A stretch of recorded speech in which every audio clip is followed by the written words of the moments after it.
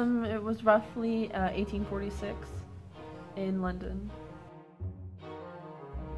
There was a very noticeable class divide between upper class, middle class, and lower class. Lower class.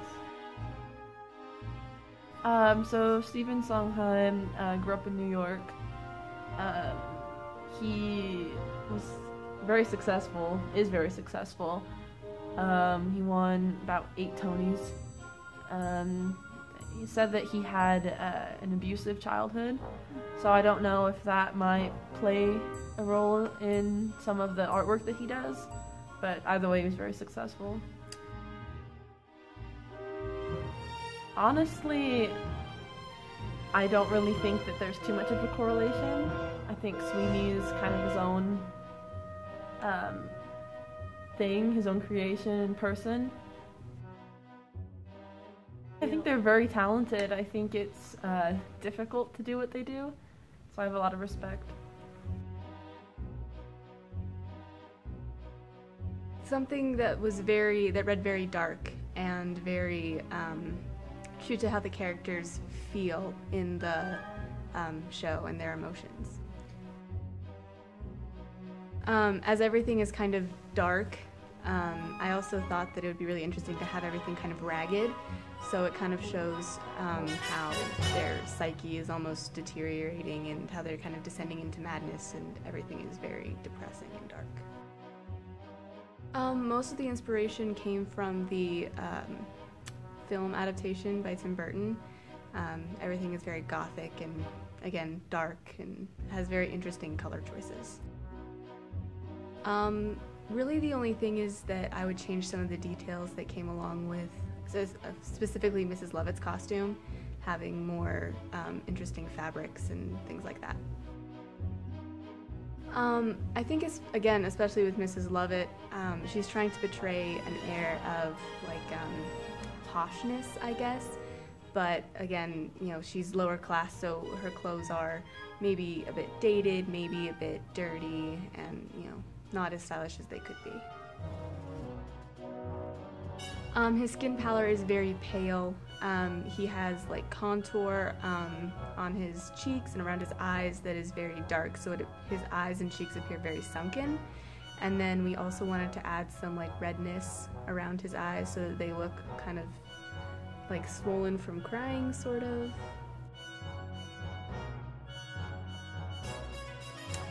I think it has almost complete dominance over the set design because you want the set to look a lot like it would be if you were walking the streets. I always get the image of, or just like the idea of it being really crowded, like the buildings were really close together, so the streets weren't really huge. There's always a lot of people going on or going about. I think it's important to have enough of the scene to where you can kind of have it presented to you. Sometimes it is fun to not have too much backdrop or too much of the set, but I think for this one, at least my idea, I want there to be a backdrop. I want there to be enough props to really get the feeling of what we're trying to portray. Ooh. Dark, manipulative, and at the same time a little bit innocent. She wants Sweeney Todd. That is what she wants. Yeah, she does. It's true. Please don't cut that. Leave that. Alright, so through the entire storyline, I mean, from the very beginning, she lies to him about the fact that Lucy is alive, so that basically she's his only option, because she's there as like, you know, kind of to be there for him. She helps him out with the whole fact that he killed a guy, and helps him hide the evidence for that. And then at the very end, obviously, he kind of finds out about that.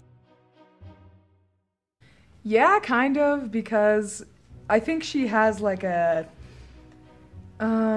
I definitely think that I'm a down-to-earth person, and she's definitely not. Mm-hmm. She kind of almost lives in this like fantasy world where, you know, like where things are better for her and everything.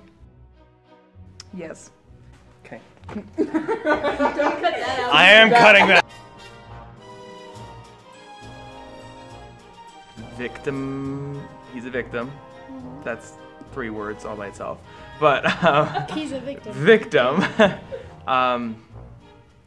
Super scary and sort of justified, I guess.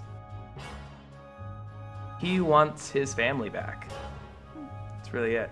A lot of people would say that he wants to kill the judge, but really the only reason he wants to kill his judge is because he took his family. So I'd say he just wants his family back. Well, I get lots of practice. When I say that, I mean like he kills lots of people in preparation to kill the judge who took his family from him and his daughter and you know, all that. And he actually kind of ruins himself because he kills his own wife by accident. Basically, everything goes to pot. Everyone dies, and except for cute little Tobias. So yeah, he just kind of screws himself over. Yeah, it's almost like Macbeth in a way. Oh, we're in an actor's studio. We're okay. Whew. But no, it's almost like that story because at first I wouldn't say he's necessarily okay with killing people, but I feel like being in prison for 15 years, having his family taken away from him, he almost doesn't care anymore. Mm-hmm. And as he goes throughout the play, killing more and more people, preparing to kill the judge, she's just another person. With the side where he just wants his family, you know, because he's been alone for the last 15 years, and I feel like for that side it's a lot easier for anybody to relate to, because when you love the people you love, you're going to want to be with them, and if you can't be with them, you're going to find a way to be with them. I do, lots. Not for the murderous part, but for the fact that everything's been taken from him for absolutely no reason. Sweeney Todd, the play, is about this man who gets wrongfully convicted of a crime that he never committed, and it was all because this extremely terrible, corrupt Judge Turpin, is coveting his wife. So basically, he wants to get rid of Sweeney so that he can come in and take over his wife and daughter. And so he comes back as Sweeney Todd, because when he left, he was Benjamin Barker. Comes back after 15 years of doing slave labor and wants to get revenge on this judge. And as Josh was saying, he really just wants his family back, but he goes about it in a crazy way.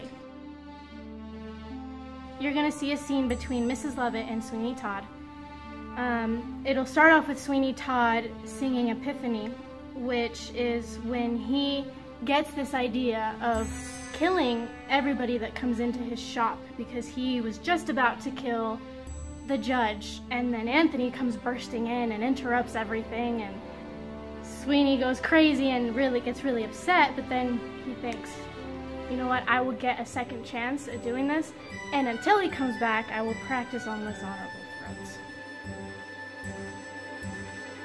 So this is kind of a tricky question for me. I thought about it a lot, but I would say that the main conflict is that a man feels wronged. The two characters that I would say really embody this is Sweeney Todd and the judge, because the root conflict is between them two. The spine of the play, I would say, is just the path that Sweeney takes. I would say it's more like, you know, man versus himself, because he's battling this conflict that he has with himself, but it's also a little bit of man versus man. Yes, I do. Sweeney Todd's for sure. This is his story, and of course, I mean, it says it in the title.